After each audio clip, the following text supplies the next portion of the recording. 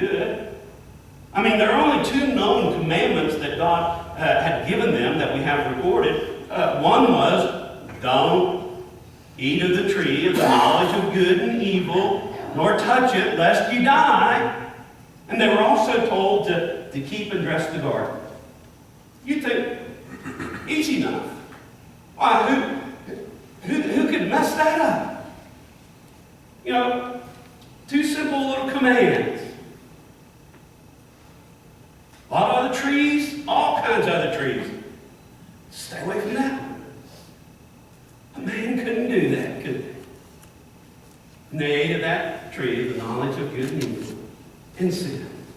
Genesis 3, 1 through 24. And so sin was brought into the world. Now, we need to also understand and see, as for us today, we don't inherit Adam's sin as some suppose. Now, sin is not inherited. We don't get our sin from Adam. Ezekiel chapter 18, verses 20 through 22 says, the soul that sinneth, it shall die. So we don't inherit Adam's sin. And we are not made sinners through Adam's sin without sinning ourselves any more than we are made righteous through Christ's righteousness without obeying the gospel. It doesn't work that way. The fact is, all humans, every one of us here, we've sinned just like Adam did, and so we have the sentence of death upon us. Romans 3 and verse 23, for all have sinned and fallen short of the glory of God. So man's situation was grim since we couldn't overcome death. Note verse 14 of Romans 5. Nevertheless, death reigned from Adam to Moses, even over them that had not sinned after the similitude of Adam's transgression, who is the figure of him that was to come. You know, great men have lived on this earth and they've died. Men such as Abraham. In Genesis 25, 7 through 8, it says, he died. Moses, Deuteronomy chapter 34, 5 and 6, it says, he died. David, 1 Kings chapter 2, verses 10 through 11, the man after God's own heart, he died. Why? Because all these men sinned. And they died. Christ was the only one that could overcome death for us. Revelation chapter 1, 17 through 18, Jesus said, I am he that was dead and am alive. He said he's got the keys of hell and death. Only Jesus could do this.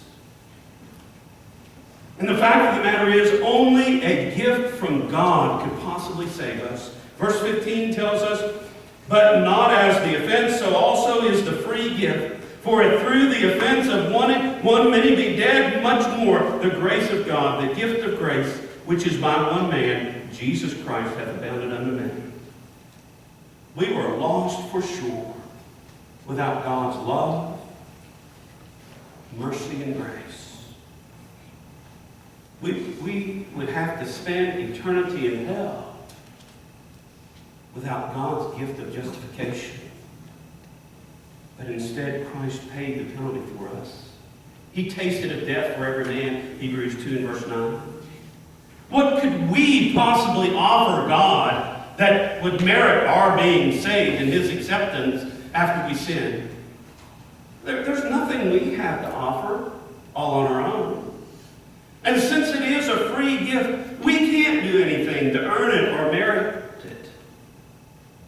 We can't be saved by our meritorious works. We can't do it. We can't do enough.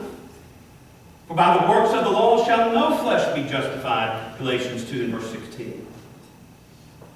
And so, having noted this, looking at the final verses 16 through 21, we see God's great plan. And the unfolding of his plan in verses 16 through 19, God in his infinite wisdom saw that if condemnation could come by one man, justification also could come from one man. Verse 18 says, therefore, as by the offense of one judgment came upon all men to condemnation, even so, by the righteousness of one, the free gift came upon all men unto justification of life.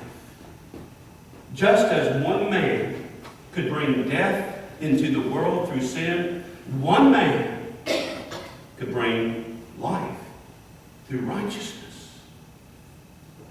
And so Christ did that, and the effects of Christ, they overwhelmingly negate the effects of Adam introducing sin and death into the world. What was lost in Adam was regained in Christ.